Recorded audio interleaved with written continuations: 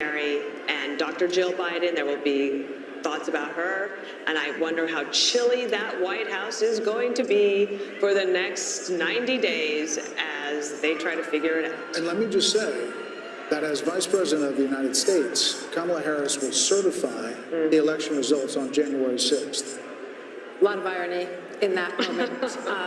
Harold, your thoughts? This is how our country is organized, and it's a great education, I think, for people who had very high passions in this race. There are Democrats who were fervently for Joe Biden. He performed poorly during a debate, and the party switched to Kamala Harris, and there was genuine excitement, I think, built over a period of time.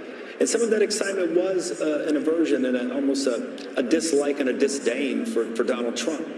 But I hope it's a moment that we can all grow from, because if we don't, not in a selfish, partisan way, Democrats won't progress. And I don't think you can fly and soar as a great country unless you have both wings working together. And President Trump, tonight, I'm going to be interested in that tone, Kayla. I was reminded of your words, reminded of what you said as you shared it. I remembered that story, and I hope and pray for the country tonight that President Trump, who has every right to be joyful, every right to celebrate, will give a speech with that tone tonight that in many ways could help him do all of the things that he campaigned on in this campaign. What does this mean for the Never-Trumpers, who are Republicans, and the Lincoln Project people, and Bill Kristol, and people like that, who seem to abandon everything they ever previously believed in order to oppose Donald Trump? Kellyanne? We'll get to the Never-Trumpers soon enough and the hundreds of millions of dollars wasted on them. Look, Donald Trump won this on policy and personality. I don't want to be remiss here. He is talking about energy independence, manufacturing, an economy where everybody is working, no new foreign wars, getting out of the entanglements we currently have, respecting and resourcing law enforcement, border patrol, military. And by the way, friends, we don't get those policies without that personality. What did we hear during the Republican primaries? I want Donald Trump's policies without his personality. Good luck with that. You don't get this strength and this resolve and this toughness. You don't get those policies without that. But I want to say this. It's on this phone that Huma Abedin placed a call 2:30 a.m. on November 9th, 2016. And on the other line was Secretary Clinton to concede the race to Donald Trump on my phone. I handed it to him. And I said to Vice President-elect Mike Pence, make sure Hillary actually concedes. She did. And President Trump was gracious to them, too. They came to the luncheon at the Capitol after the inauguration. The Obamas and the Clintons were there. I was there to see it myself.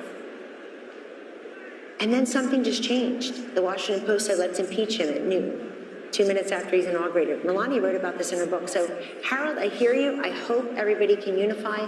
But I got to tell you, my friend, I think it starts with your party and not mine. Fair enough. They had this guy in a courtroom. He's not an indoor cat. I get it.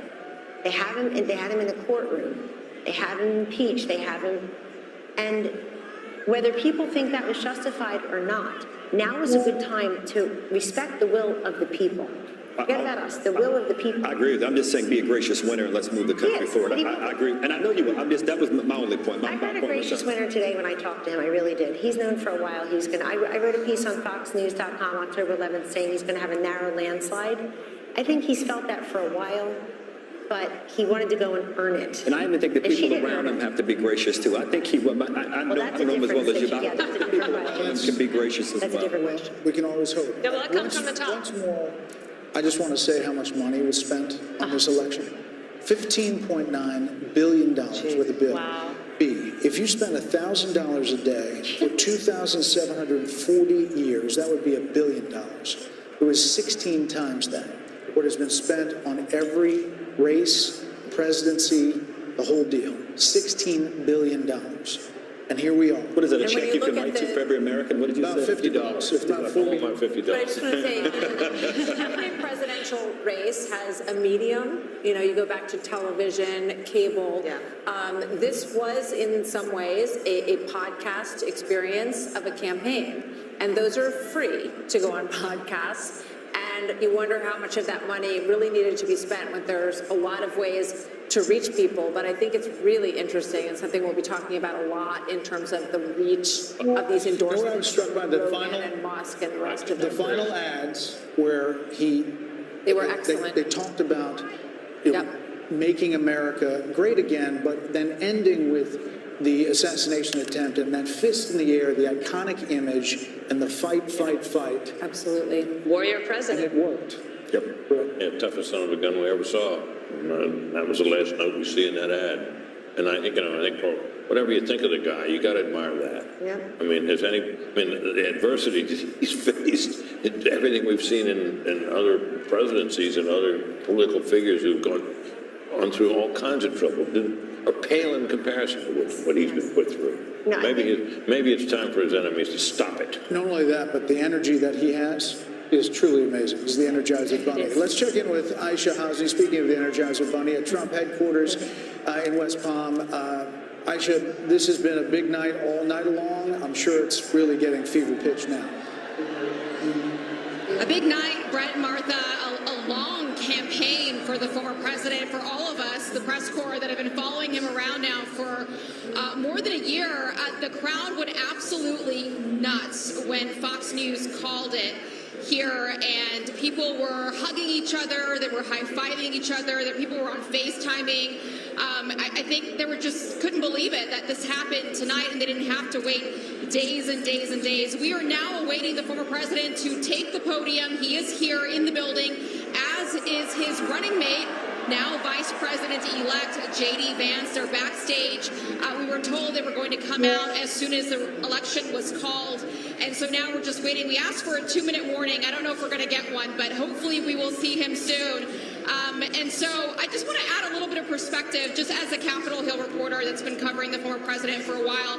When I came to Congress 3 years ago, talked privately with many powerful Republicans who did not want to see the former president back in Washington, and then to see the legal battles that he went through and Republicans having to stand up for him.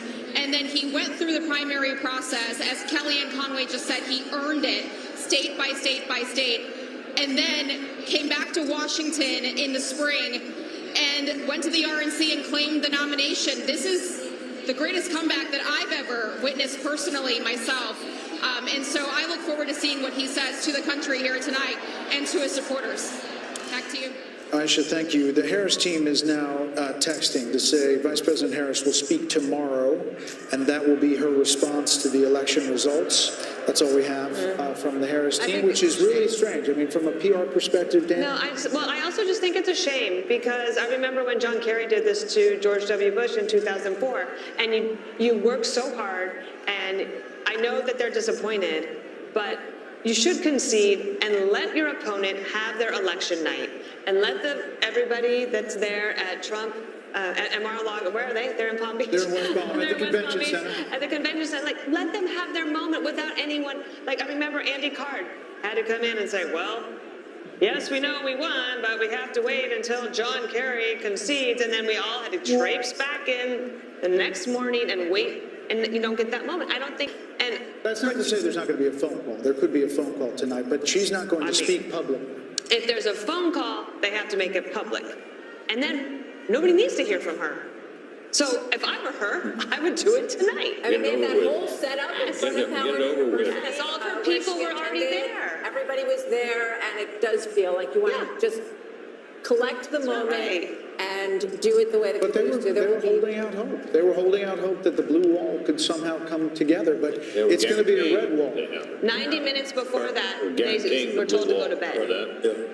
I got that text. And then- 90 minutes before all of this, Jen O'Malley Dillon, the Harris campaign person, said, everyone can go to bed and come back tomorrow. So, She didn't knew. even address her own supporters. We want her to No. call President Trump. She didn't talk to the people who were assembled there for hours for her.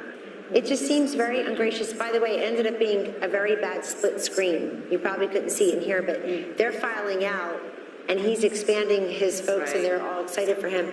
Look, I think that Kamala Harris is a sign of the times, but I think that Trump's a metaphor for the country. And when he says, we don't surrender, fight, fight, fight, we get back up. I just think I think that's who it is. The other thing I just want to say, maybe it's as a Catholic, maybe it's just as a Trump supporter, maybe it's just as a flawed human being. We all get second chances in this life. Rarely do we get a second chance as big as this one. And I have got to believe the man that I know and that Kaylee worked with is going to work with a certain alacrity and energy to get things done very quickly.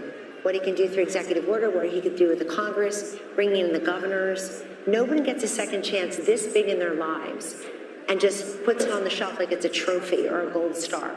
He's going to use that as a platform for good and undo some of these bad policies, and I think do even better. You know, these celebrities, these athletes, he's got job creators and innovators. He's got Elon Musk and Dana White. He's got people who make stuff, who people say, wow, there's an American success story, and he's going to bring them aboard. So Vice President Harris has now encountered what is known as the Van Buren curse. It's the failure of the vice president to get to the presidency. Only two have done it, and that is Mark Van Buren in 1836 and George H.W. Bush in 1988. You know, the question is what the Republican Party looks like now. And Kaylee, it's a multiracial party, to your point. It's working class, and maybe it's the future. I mean, it's Elon Musk. It is Joe Rogan and podcasts. It is, you know, there's an opportunity here on both parties to realign and change. There are going to be a lot of conversations that go on to that end. Who is the next standard bearer for president? Is it J.D. Vance? Is he the one who picks up the torch after a 4-year legacy-defining term with the success that Kellyanne's describing? Is it J.D. Vance that picks it up? There's going to be a conversation about ground game. I mean, Kamala Harris over the weekend, they were saying they were knocking 1,000 doors a minute, and I have no reason to doubt that. It was an extraordinary ground game, but do ground games matter as much as podcasts? As much as real, authentic, viral moments like President Trump on the garbage truck, or President Trump at McDonald's, these viral moments that really captured the attention of the nation. And what does the Republican Party look like going forward? It's a broad coalition. It's an exciting coalition, and I think if President Trump manifests that working man agenda, no tax on tips, no limit on credit card interest rate, that's a working man's economic agenda. And if he makes that happen in 4 years, this party may look like this for quite some time. I'm struck when you're talking about the authenticity part of this, because when I think about him with the French fries at McDonald's and standing up with blood on his face, fight, fight, fight. You can't fabricate. No, consultant can create those moments, Trey. Those are organic and they are authentic. And I think that is something that Kamala Harris fell really far short on in terms of the authenticity measure. Yeah, if you had told me that a billionaire from New York would be able to connect with middle America, I would have questioned that. To my friend, the gentleman from Tennessee, autopsies are painful, especially when the patient's still alive. I wonder what the Democrat Party is going to go through in the next weeks and months, because this was a loss that I don't think anyone saw coming, not to this magnitude. So what does the autopsy look like if you're a Democrat? It's painful, but you have to have one. How did you lose, and how did you lose this soundly? The easiest way to do it for them would be to simply say, if Joe Biden hadn't clung to the job, clung to the nomination, and hidden his condition with a lot of help, they could have had an open nominating process and gotten a more attractive nominee who would have been freer to walk away from Biden policies and would have had a better shot. I mean, I think that's the easiest, simplest solution. But I'm not sure that's where they'll go. But that makes sense. I don't think you can pass over an African American female, which is a very loyal constituency for the Democrat Party. I don't see how they could have passed over. But if he left the office and she'd run, she would have been put through a different process and would have had competition, and the whole thing would have been different. But I mean, Harold, you have a Democratic Party that's pretty old. I mean, you have Nancy Pelosi and Chuck Schumer and Joe Biden. You got Andy Beshear, you got Josh Shapiro, you got Gretchen Whitmer. That's a different kind of Democrat, and that is not the progressive Democrat that wins in a primary. So is it going to be a change in your party? Well, we nominated Bill Clinton and Barack Obama, who were not from the old days. The party. So I think we'll do that. Look, tonight, what happened this evening and what's happened over the last year has been described. There were those on this panel who didn't believe that this resurrection could have occurred. So if this can happen, things are possible in politics if you're willing to change and willing to have courage and determination. And whatever Democrats or anybody want to say about this guy who's been elected our president, he personifies that courage and determination and persistence. So I think, Trey, you were asking a serious question, and Britt gave a very serious answer. I think that's going to be part of the answer. And we've got to look long and hard about whether or not the way we campaign sometimes with identity politics at the end, is that the right way to do it? But before you get there, you got to get a purpose and a message. And we'll get there. And we've got a long history of figuring these things out as a nation, as a party, and we'll figure it out this time. So the Carnage speech got a lot of attention at the inauguration. Do we think that Oh, yeah. this speech? I was going way back. We're actually told that the teleprompters have been removed from the stage, so we could be in for a long haul here. We don't know. But what do you think? You know, he's coming, but there may not be. I'm saying he goes off the teleprompter anyway, but he, the other night at the Al Smith dinner, he was upset that there were teleprompters, because he doesn't want to use them. So. Right. So, Dana, what does this speech look like? This one right now? Yeah. I think look, I don't know. He's one of the most unpredictable people, too. So I think that's why we're all here, and I'm wide awake, and I've been awake for almost 24 hours now. And I am curious to see. I think I wasn't just thinking about this speech. I'm thinking about the inauguration speech, which would be 8 years since Carnage speech. He has a wide range of the types of speeches that he can give. If you think even within a speech, there's range. If you think about the RNC convention, it started off with like, oh, wow, yeah. And then after a while, it was like, wow, he's still talking. It was like so long, and it kind of got off script, and people thought, oh, he kind of lost opportunity. But he didn't. I think if you look at these people who would take off work, drive somewhere in the middle of the night to go and get in line, to wait for hours, to then stay at a rally for hours. And part of the things he has done as well is created this camaraderie amongst people so that you could go to a place where you're not afraid to wear your red MAGA hat, and you could say, I'm not the crazy one. I'm not the only one who thinks the way that I do. I can actually have friends. And that doesn't mean that there shouldn't be outreach to the other side. I believe in love thy neighbor. I love all of that. But he has created something special here. So I kind of want him to take a victory lap tonight. I don't think this is necessarily the moment for unity, especially when she won't even concede and give him the night to celebrate. Kellyanne, you were looking at the popular vote. He's still up, and could finish up. And part of it is because he did run up the totals in places I was looking at, even the rural counties in Pennsylvania. He was going to win them by significant double digits, but he won them that much more. I think running up the totals in Florida, which was a swing state not that long ago, over 1.1 million votes or so. Haley, right, your home state. And this is, look, I think that when the Democrats take a look at this candidacy, it's not going to be that she had too much time, not enough time. She's just a flawed candidate. She doesn't speak well. She doesn't work hard. I'm not being mean or partisan. I don't know why the country would have rewarded this candidate with the big job when she couldn't make the case what she does as vice president that affects our lives in a positive way. She was given that opportunity. I personally like to thank the women of The View tonight for asking this question, for having her on. Oprah, we see you, and so on and so forth. People who thought they were doing her a favor because they made her something she's not. It's the opposite for Trump. They make him something he's not. Take that one word, take that one line, take that cherry pick this, that, the other. You never get the essence. I go back, does everybody remember 5 years ago, so Laurel and Yanny, or what color dress? You hear Laurel, I hear Yanny. You see the blue dress, I see yellow dress. We were all looking at the same thing. That's the way Donald Trump is in this country. There are people who look exactly the same person, and they see two different vistas. I think it's time that we try to see one. Look, I don't know who said it earlier. I'm a little worried about the reaction of the Democrats and the common people here. I'm very worried. I think that there are a lot of unhinged people across the political spectrum, and we gave very little quarter to how many anti-Kamala voters are out there. I don't want to hear the words racism and sexism. It's eyesight and hearing. We were listening and watching her.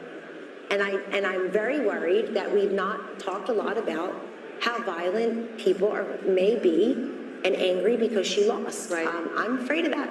Right. I mean, I can just imagine thinking about The View, and a week or so ago, they were saying, what is wrong with someone who would vote for him? Michelle Obama. And Joe Scarborough saying, we weren't raised like this. Who raised these people? So I can only imagine what tomorrow is going to look like. I will say when we talk about the view, what comes to mind is we mentioned the carnage speech that President Trump gave at his inauguration. And my mind automatically went to the unity speech that Biden gave, and he mentioned unity a half dozen times. But when you think about what we got over 4 years, there was the garbage comment that didn't come in isolation. There were all kinds of comments. Neanderthal was one of the first words he used to describe those who opposed his COVID edicts. The Mark Cuban comment, he was an official surrogate of the Kamala campaign. And for, as mean as some of President Donald Trump's tweets have been, and people have problems with it, one thing I've challenged Democrats to find is one example of him disparaging the country, half of the country, and that's something he has not done. And so I expect you'll hear a unifying tone, and I expect you're going to see a very successful presidency and one untethered maybe from some of the things that were holding him back. What comes to mind is an Oval Office meeting that we had where Dr. Fauci was urging him not to open the country. And I watched President Trump fight vociferously, saying people are losing their jobs. We must open the country. He wanted to do it sooner than he did. Who goes with his instincts is going to be a Trump that ultimately leads a very successful country in second term. Martha, Joe Biden mentioned the word unity more in his inaugural address than any president, I think, except one. If he's serious about that, he'll pardon Donald Trump. The justice system, the lady needs to wear a blindfold for a reason. We got to stop this prosecution of our political enemies. I mean, literally, his polls went will up. be the Attorney General. Absolutely. We need a really solid Attorney General. John Ratcliffe. Can do it. Sorry, John. John, I apologize. Sorry. There will Mike be Johnson. a lot of talk about cabinet members, Treasury Secretary, Secretary of State, Secretary of Defense. You've got Tom Cotton, Mike Pompeo. You have Well, you also have a Republican bench. And sometimes, like you were saying, that the Democratic Party is quite old right now. There's not a great bench, although there are some, and especially, but when you take governors out of states, then you leave a hole, and then you have to build up that bench back up. But the Republican bench is pretty strong right now. there. You see Doug Burgum and Vivek Ramaswamy, Steve Wynn, his lovely wife Andrea. So people are there waiting for the former president. Britt would like to know where he is. He's watching us. Can we say tonight, though, Harold, that the melting pot still works? That Hispanics, Black Americans, working class Americans, standing up, asking what their government is going to do, asking their government to see them and their concerns, that it works, that this is American democracy in our republic working. The process works. I think as we get a count of the numbers and the coalition that President Trump won with this time, I think it'll be one that will be for the history books. President Bush, I think, got 40+% of the Hispanic vote. George Bush, W. Bush, and it looks like at least the preliminary numbers suggest that. But as much as we talk about the unconventional aspect of this was conventional also. People believed him. He resonated with voters. He resonated with communities, rural communities, urban communities, suburban communities across the country. And the best for my country. And I can only hope that the concerns that are articulated by my dear friend Kellyanne, that they're not realized. I hope that my party and my friends, and for that matter, Republicans alike, that we're all able, once we get past the moment here, the 24 hours of excitement and joy and celebration, to understand that what we're really celebrating is the greatest experiment to have ever come to existence. It'll celebrate 250 years of its own existence in 2026. So those are my thoughts, brother.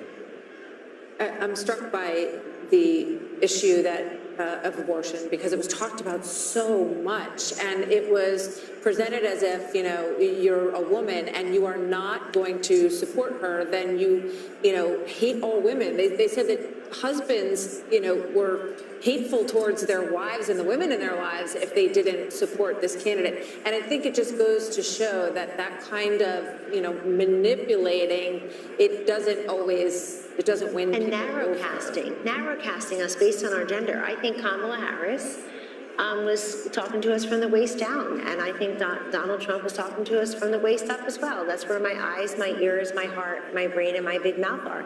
So, I mean, you got to talk to the woman in full. It's as if she doesn't know anything about the economy, or she doesn't care about what's going on in Ukraine or Israel or with Iran, or can't do the math on her grocery bill.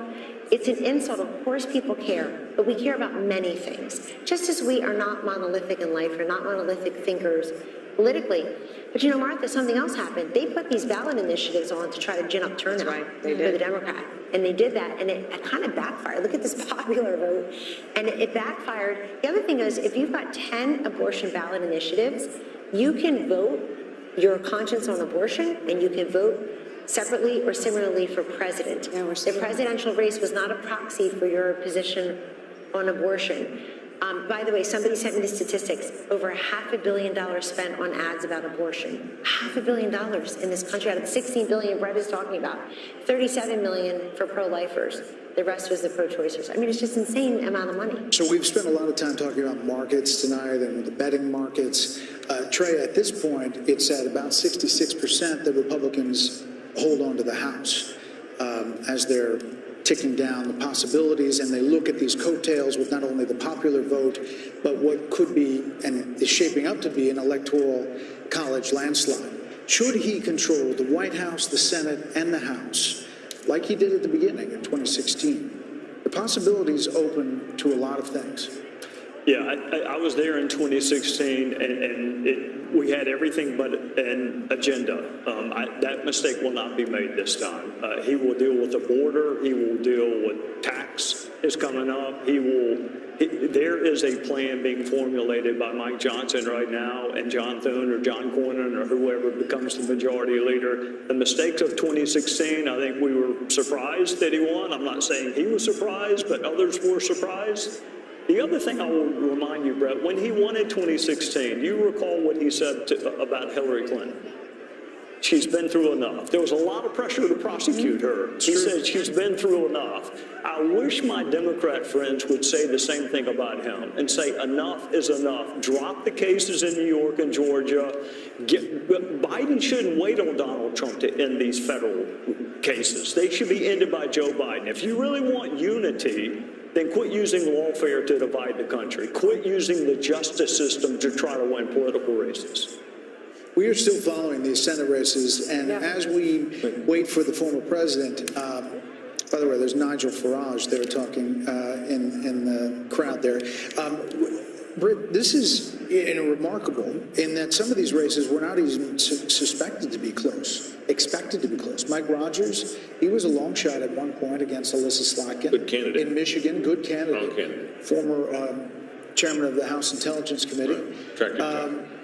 But Sam Brown was left essentially, he was not going to win. He was not on anybody's list. Nope. Likely switch. Not getting much money or attention. No, but I think he's a competent candidate.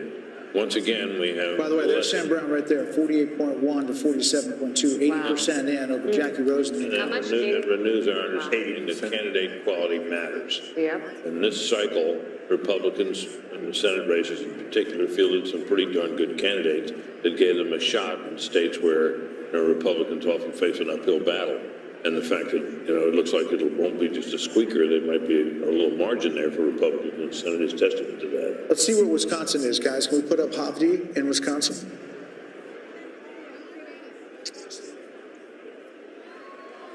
Ladies and gentlemen, please welcome President-elect Donald J. Trump, First Lady Melania Trump, and the Trump family, accompanied by Vice President-elect J.D. Vance, Second Lady Usha Vance, along with friends and campaign staff. And I'm proud to be an American, where at least I know I'm free. And I won't forget the men who died, who gave that right to me. And I gladly stand up next to you and defend her still today. 'Cause there ain't no doubt I love this land. God bless the U.S.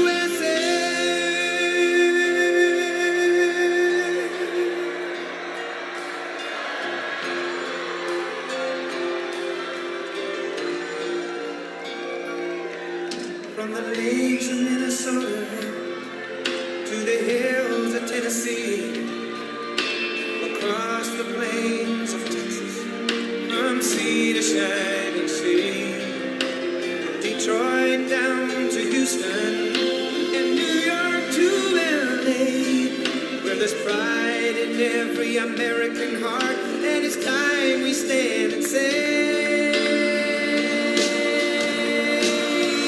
that I'm proud to be an American, where at least I know I'm free, and I won't forget the men who died, who gave that right to me, and I gladly stand up next to you and defend her still today, 'cause there ain't no doubt I love this land. God bless the USA.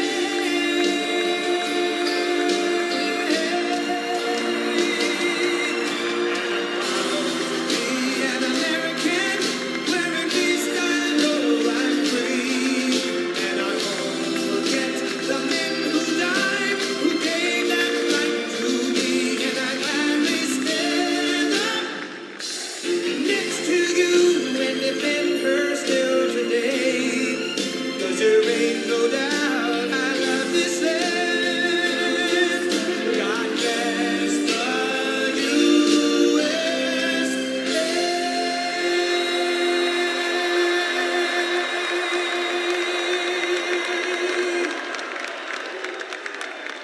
Thank you very much. Wow.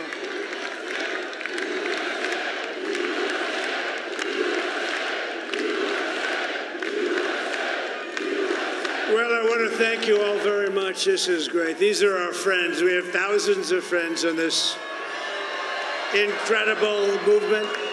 This was a movement like nobody's ever seen before. And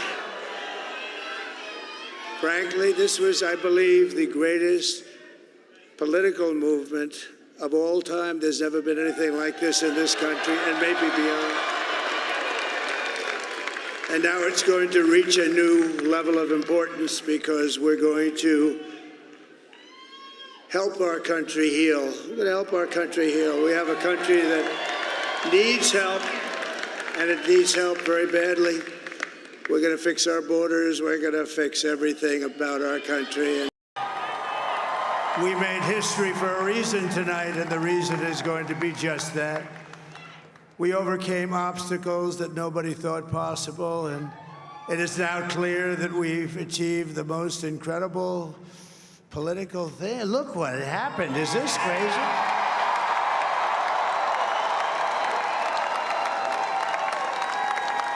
But it's a political victory that our country has never seen before, nothing like this. I want to thank the American people for the extraordinary honor of being elected your 47th president and your 45th president. And every citizen, I will fight for you, for your family, and your future. Every single day, I will be fighting for you, and with every breath in my body, I will not rest until we have delivered the strong, safe, and prosperous America that our children deserve and that you deserve. This will truly be the golden age of America. That's what we have to have. This is a magnificent victory for the American people that will allow us to make America great again. And in addition to having won the battleground states of North Carolina, I love these places, Georgia, Pennsylvania, and Wisconsin, we are now winning in Michigan, Arizona, Nevada, and Alaska, which would result in us carrying at least 315 electoral votes, but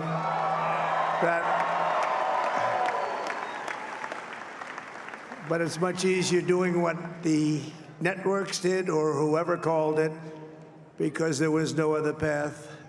There was no other path to victory. We also have won the popular vote. That was great. Very proud of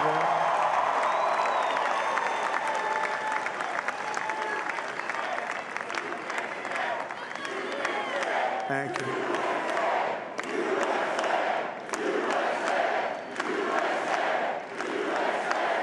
Thank you very much. Thank you. And, winning the popular vote was very nice, I will tell you. It's a great feeling of love. We have a great feeling of love in this very large room with unbelievable people standing by my side. These people have been incredible. They've made the journey with me, and we're going to make you very happy. We're going to make you very proud of your vote. I hope that you're going to be looking back someday and say that was one of the truly important moments of my life when I voted for this group of people beyond the president, this group of great people. America has given us an unprecedented and powerful mandate. We have taken back control of the Senate. Wow, that's good. And the Senate races in Montana, Nevada, Texas, Ohio, Michigan, Wisconsin, the great Commonwealth of Pennsylvania, were all won by the MAGA movement. They helped so much. And in those cases, every one of them, we worked with the senators. They were tough races, and I mean, the number of victories in the Senate was absolutely incredible. And we did tele-rallies. We did tele-rallies with each one of them. And sometimes we did 2 or 3 and it was amazing to look at all of those victories. Nobody expected that, nobody. So I just wanted to thank you very much for that. And you have some great senators and some great new senators. And it also looks like we'll be keeping control of the House of Representatives.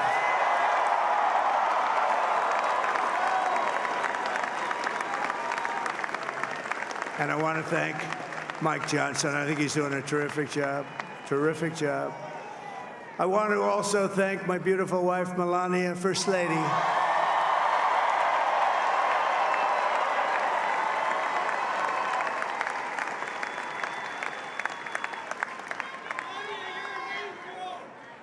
Who has the #1 best-selling book in the country. Can you believe that?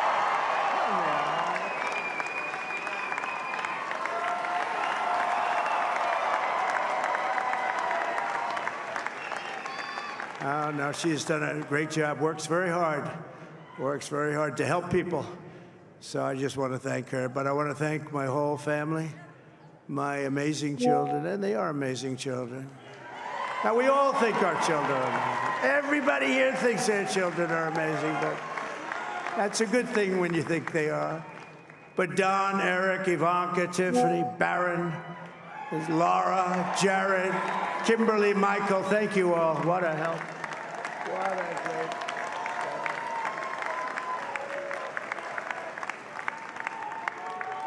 My father-in-law, Victor, is tremendous, and we miss very much Melania's mother, Amalia. We miss Amalia, don't we, huh? She would be very happy right now, standing on this stage. She'd be so proud. She was a great woman, that one. Beautiful inside and out. She was a great woman. I want to be the first to congratulate our great, now I can say, Vice President-elect of the United States, J.D. Vance.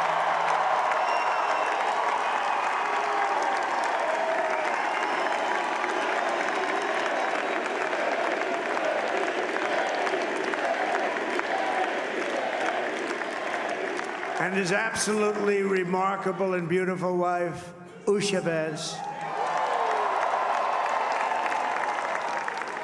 And he is a feisty guy, isn't he? You know, I've said, go into the enemy camp. And you know, the enemy camp is certain networks. And a lot of people don't like to, sir, do I have to do that? He just goes, okay. Which one? CNN, MSDNC? He'll say, all right, thank you very much. He actually looks fun. He's like the only guy I've ever seen. He really looks forward to it, and then he just goes in and absolutely obliterates them. Say a couple of words.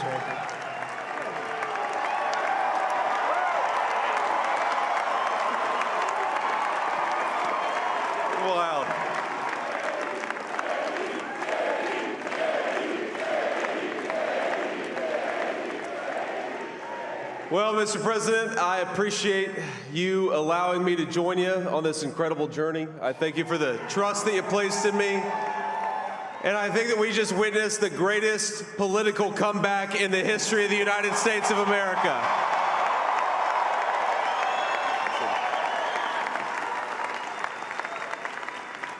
And under President Trump's leadership, we're never going to stop fighting for you, for your dreams, for the future of your children. And after the greatest political comeback in American history, we're going to lead the greatest economic comeback in American history under Donald Trump's leadership.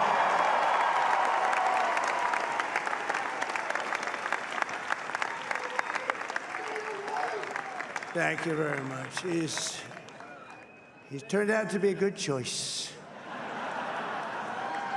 I took a little heat at the beginning, but he was, I knew the brain was a good one, about as good as it gets. And we love the family, and we're going to have a great 4 years, and we're going to turn our country around, make it something very special. It lost that little thing called special. We have to make it so. We're going to make this so great. It's the greatest country and potentially the greatest country in the world by far. And right now, we're going to just work very hard to get all of that back. We're going to make it the best it's ever been. We can do that. If we had to wait longer, I don't know. It was going bad, and it was going bad fast. We're going to have to seal up those borders, and we're going to have to let people come into our country. We want people to come back in, but we have to let them come back in, but they have to come in legally. They have to come in legally. Let me also express my tremendous appreciation for Susie and Chris, the job you did. Susie, come here. Come here, Susie. Chris, come here, Chris. Susie likes to stay sort of in the back, let me tell you. The Ice Maiden, we call her the Ice Maiden. Come here, Chris. Come here, Chris. Susie likes to stay in the background. She's not in the background. Come here, Susie. This wasn't expected, but I just want to thank, obviously, President Trump for this journey. It was a great one, and he's a hell of a candidate, and he's going to be a hell of a great 47th president. And this team that we had, the best team, and, of course, even my boss, Susie Wiles, the best. Thank you. Thank you, and thank you, Susie. Look at her, she's shy. I've never seen her be shy before. Susie. They're great. Everybody up here is great. Everybody up here is very special. But the Trump, who did you say? Oh, let me tell you, we have a new star. A star is born, Elon. Now he is. Now he's an amazing guy. We were sitting together tonight. You know, he spent 2 weeks in Philadelphia and different parts of Pennsylvania, campaigning. You know, he sent the rocket up 2 weeks ago, and I saw that rocket, and I saw it coming down. I saw it. When it left, it was beautiful, shiny white. When it came down, it didn't look so pretty. It was going 10,000 miles an hour, and it was burning like hell. I said, what happened to your paint job? He said, we've never made a paint that could withstand that kind of heat. And but I saw it come down and turn around. And it was, you know, it's like 22 stories tall, by the way. It looks a little smaller than that, but it's big. And it came down, and you saw all that fire burning. And I'm saying, only Elon can do this. It must be an Elon. And I tell the story. I told it last night. I had a man on the phone. I had the screen muted, no sound. I was talking to a very important man, happens to be here. And that very important guy, one of the most important people in, I would say, the country, actually. But, you know, I was president, and now it looks like I was going to be maybe president again, so I figured I could ask him to hold. So I asked him to hold. And especially because you're going to be president again, they hold. So I took the phone down, and I'm looking at the screen. I'm seeing this crazy thing that's going around and coming down. It looks like it's going to crash into the gantry. And I said, oh, no. And I said, do me a favor, do you mind holding for a couple of minutes? I want to see this. I thought it was a space-age movie or something. I put the phone down. Bad part, I didn't pick it up for 45 minutes, and he was holding. But this spaceship came down, and I saw those engines firing, and it looked like it was over. It was going to smash. And then I saw the fire pour out from the left side, and it put it straight. And it came down so gently, and then it wrapped those arms around it, and it held it. And just like you hold your baby at night, your little baby. And it was a beautiful thing to see. And I called Elon. I said, Elon, was that you? He said, yes, it was. I said, who else can do that? Can Russia do it? No. Can China do it? No. Can the United States do it other than you? No, nobody can do that. I said, that's why I love you, Elon. That's great.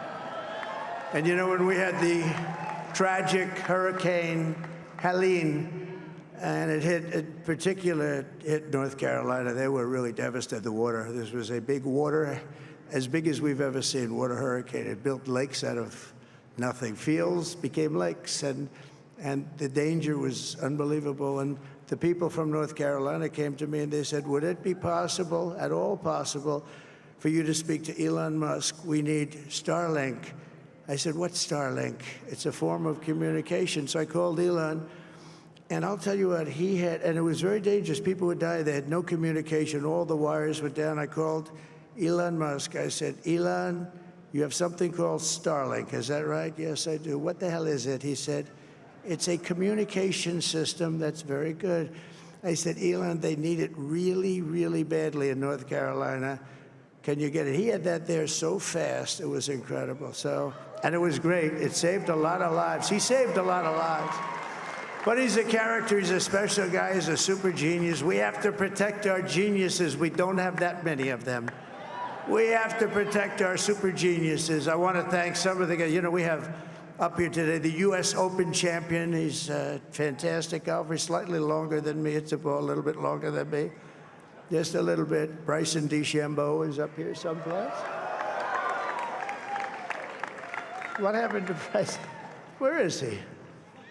Bryson. Oh, he was shot. He's hitting balls. Oh, he's on the way. He's hitting balls. Bryson. Oh, look at him.